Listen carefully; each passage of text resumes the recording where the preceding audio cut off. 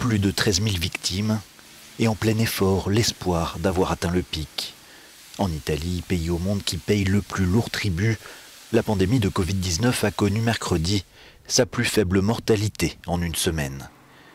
Mais pas question pour le gouvernement d'évoquer la fin du confinement. Dès que les données seront plus claires et quand le Conseil d'experts nous autorisera à le faire, nous planifierons un assouplissement des mesures. Je ne peux pas vous dire cependant que cela aura lieu le 14 avril, car nous ne sommes pas en condition de le savoir.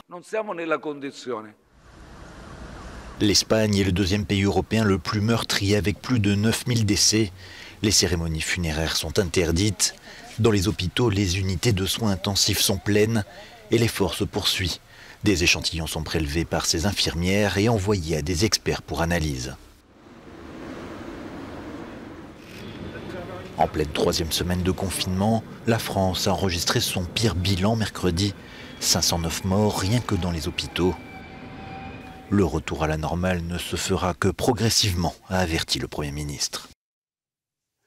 Nous avons demandé à plusieurs équipes de travailler sur cette question du déconfinement en étudiant l'opportunité, la faisabilité d'un déconfinement qui serait régionalisé ou d'un déconfinement qui serait sujet à une politique de test, et si oui, laquelle, ou un déconfinement qui serait en fonction, qui sait, de classe d'âge.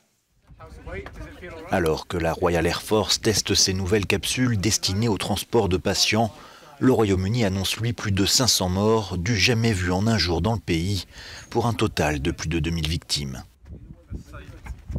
Un centre de test réservé au personnel soignant en première ligne a vu le jour sur le parking de Wembley.